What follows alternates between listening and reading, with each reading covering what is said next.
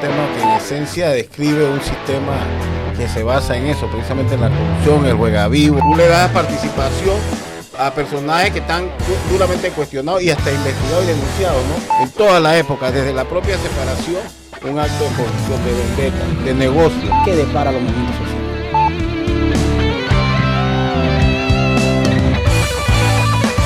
Bienvenidos al podcast Al Cuero.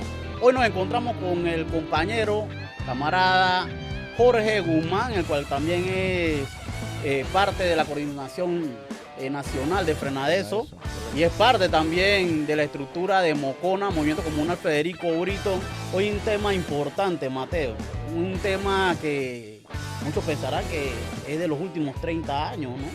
Pero cierto es que el tema de la corrupción es un tema de mucha vieja data. Lo ha puesto de moda en ciertos periodos, ¿no? Pero es un tema que en esencia describe un sistema que se basa en eso, precisamente en la corrupción, el juega vivo, yo me coloco, yo utilizo los recursos del Estado, no solamente recursos económicos, sino que utilizo mis influencias, mis conexiones para estar bien. Todo contrario a la ley, eso no es de ahora. Se pone de moda, muy de moda en el gobierno después de Martinelli, por la serie de denuncias que caen, el descaro con que se actuó en ese periodo, que sobrepasó muchos umbrales que venían acostumbrando a otros gobiernos desde el inicio de la llamada época republicana, mal llamada época republicana, porque es un tema que es esencia del sistema político. Y lamentable, porque los escándalos alcanzaron niveles internacionales, ¿no? Fuimos reconocidos a nivel internacional como un país donde la corrupción pues es galopante, es imperante, ¿no? Pero mira, lo chistoso de esto es que precisamente a nivel internacional, inclusive quienes califican a los países corruptos son quienes engendran realmente esos corruptos, son como las mamás, los papás. Te estoy hablando de Estados Unidos, por ejemplo, o sea, que tiene el listado de países corruptos, la Unión Europea, que señala a los países pequeños de esta parte del planeta de que son corruptos, pero es que ellos como tal viven en un sistema económico administrativo que es corrupto por naturaleza, es decir... Bueno, Mateo, ya entrando en tema, puntualmente, venimos de un gobierno PRD corrupto en todas sus fases, en todos los hemisferios desde que inició. Venimos a otro gobierno donde vemos una transición, de por sí ya el presidente había mencionado que era un gobierno proempresario, ¿no? Sí, como yo te decía, la corrupción no se puede definir en base a lo que haga solamente un X o Y gobierno o un funcionario en sí, dentro de una administración. La corrupción, partamos de que es el sistema capitalista, que el sistema es un sistema corrupto. Corrupto porque utiliza la fuerza de otros a base de la explotación para generar riquezas que acumulan unos cuantos. Eso es un acto de corrupción natural de ese sistema de administrar el Estado. Pero en la historia de Panamá, la historia patria, como le podemos llamar, 1903 a nuestra fecha, en toda la época, desde la propia separación, un acto de corrupción, de vendetta, de negocio. El caso de Victoriano Lorenzo. Claro, el caso de la traición a Victoriano Lorenzo, la vulgar entrega, separación y vulgar entrega a los Estados Unidos por el pretexto de hacer una franja interoceánica que uniera los dos océanos. Entonces, de ahí para acá, nosotros no hemos visto en ninguna época, si nos remontamos a la historia, definitivamente han habido épocas donde se habla de democracia, defender la democracia, que esto, que lo otro, pero todo a base de influencia, de poderes, contrapoder. Importante mencionar, todo esto ha pasado en gobiernos de derecha, porque Panamá nunca ha tenido un gobierno de izquierda. Por eso te digo que es la expresión de lo que está hecho el capitalismo. Porque cuando hablamos de derecha estamos hablando precisamente de quienes defienden una forma de producir riqueza a base de la explotación de unos cuantos, y que esa explotación genera es pobreza en quienes producen.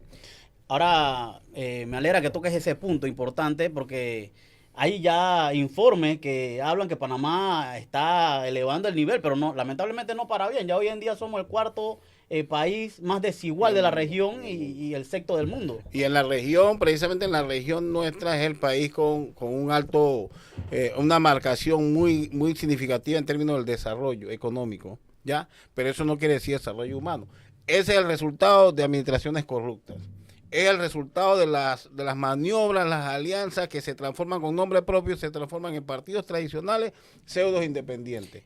Todos revolcándose en el mar de la corrupción. Te puedo hablar con nombre, una coalición llamada Vamos, que ahora negocia puestos y todo lo demás de sus asesores y hablan de que van a combatir la corrupción. Mateo, importante porque quizás hablábamos en todo un panorama, hemos escuchado muchas veces el tema corrupción, pero cuando lo traemos a la realidad, estamos hablando de que son dineros que se escapan del gobierno, que se deja de percibir el Estado y que se pueden invertir tanto en salud, se pueden invertir en escuelas, en infraestructura, en hospitales, se pueden invertir en carreteras y demás. Entonces es un tema que no evolucionamos.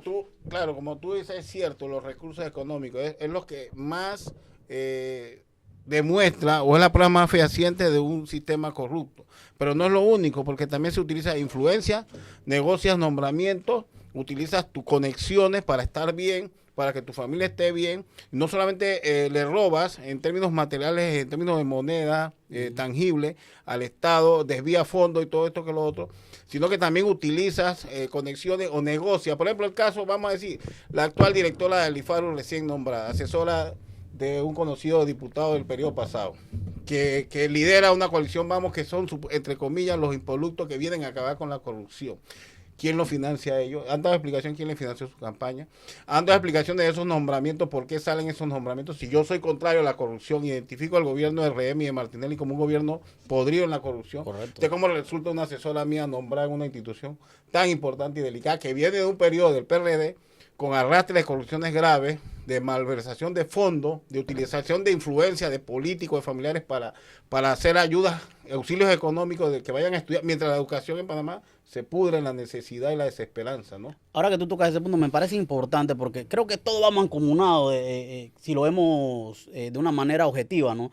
Por ejemplo, el panameño le dijo no a figuras del PRD en distintas esferas, pero hoy en día los vemos que están prácticamente, son nombrados, han sido gobierno, o sea, hay como toda una mezcla de todo y uno se queda y que, pero ¿qué pasó? Si le habían dicho que no, le dieron plancha, entonces ¿esto qué está pasando? Ahí donde está la burla, ahí donde la gente no se puede confundir que quién habla de corrupción. Vamos a ver, primero vamos a ver cuál es la mula que tira la patada. Es decir, uno tiene que decir, bueno, la patada se recibe de acuerdo a la bestia que tire la patada. Pero decía, el gobierno entrante que habla aquí dice que, bueno, que venimos a atender una administración que está podrida en corrupción, casi en bancarrota, porque los gobiernos anteriores han acabado con esto. Sí, pero entonces tú nombras a personajes del gobierno anterior. Tú le das participación a personajes que están duramente cuestionados y hasta investigados y denunciados, ¿no? Claro. Entonces uno dice, bueno, ¿quién habla de corrupción?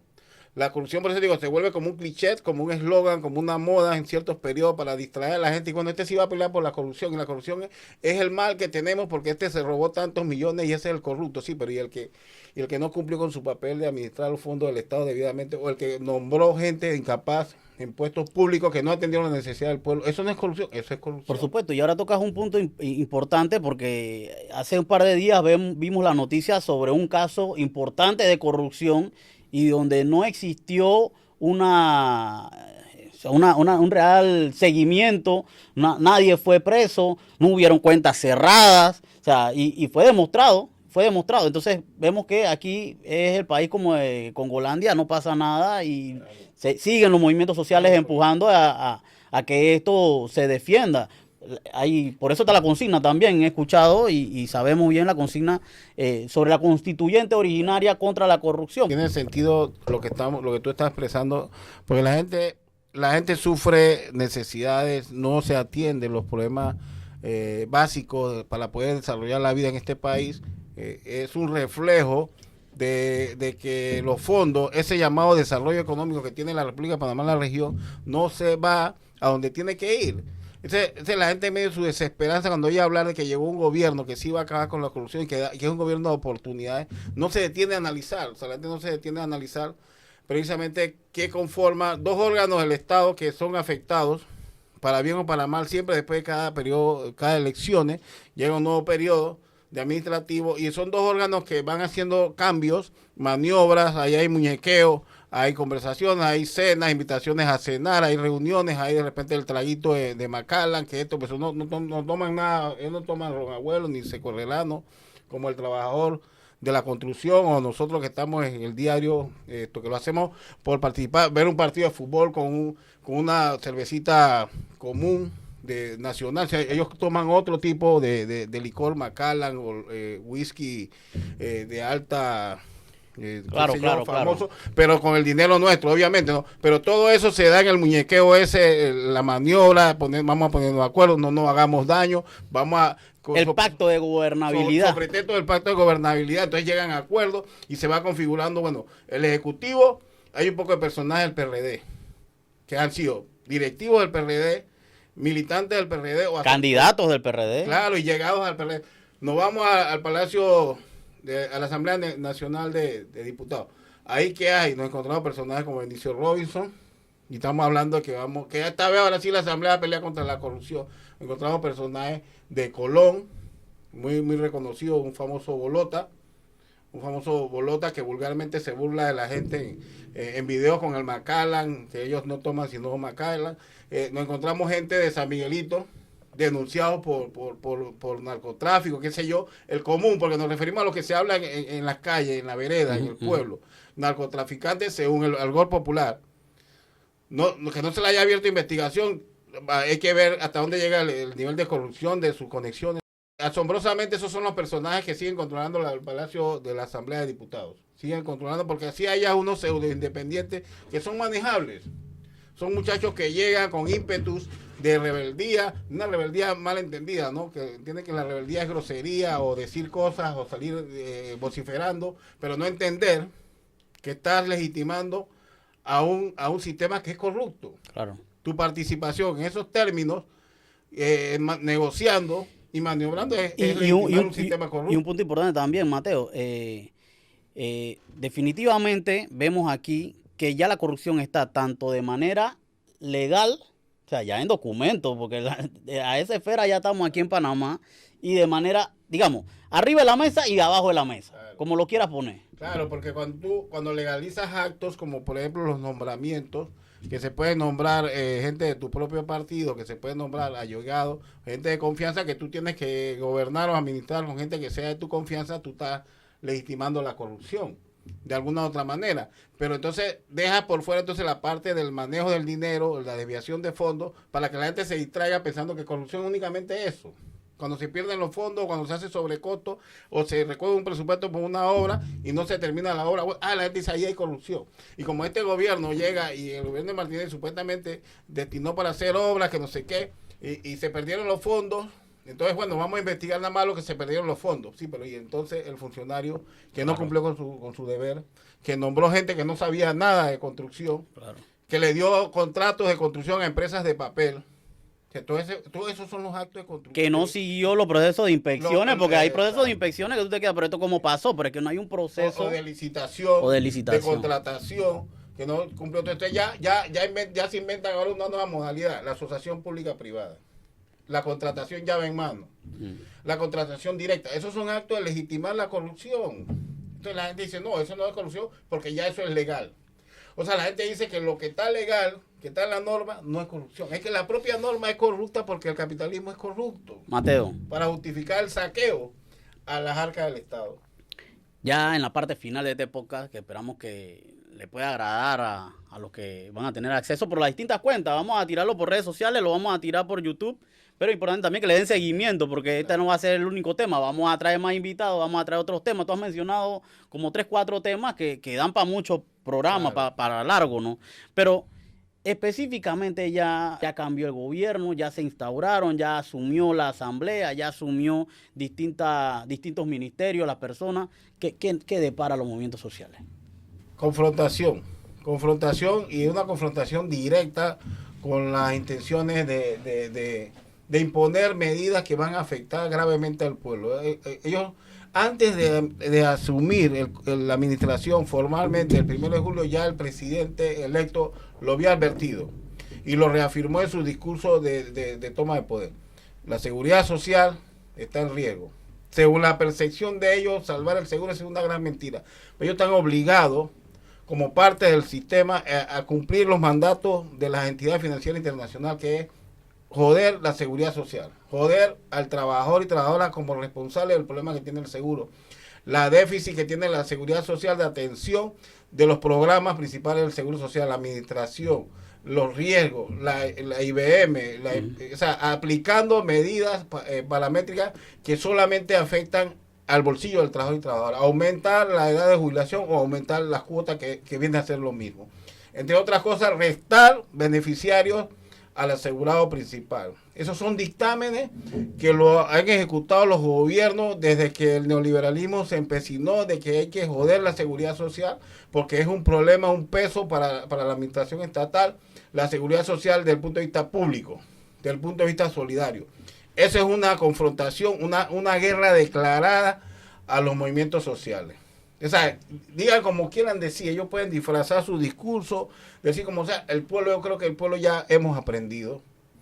Los periodos que hemos vivido defendiendo la seguridad social, viene un periodo donde se va a intensificar, que va a ser más cruel, porque estos son del modelo de gobierno que le gusta a los norteamericanos, a los gringos para implementar sus políticas, por el movimiento que son sanguinarios, que ya no estamos hablando, no estamos inventando, lo vivimos en Changuinola, en Chiriquí, la comarca, cuando el gobierno de esta gente que está hoy en día administró, cómo utilizan ellos la fuerza y el carácter, la forma como se expresa este señor que es presidente ahora, es una clara declaración de guerra al pueblo. No es porque lo estemos diciendo nosotros, sino que eso es muy evidente, ¿no? Hay mucha tela que cortar en este tema de corrupción. Me gustaría dentro de los temas de corrupción también abordar lo que te comentaba al inicio, ¿no? Cómo se comenzó a consolidar este tema de corrupción. Hay documentos que hemos podido leer de Frenadeso, que ha compartido incluso en redes y ha impreso también a la ciudadanía, ha distribuido también un poco de cómo se comienza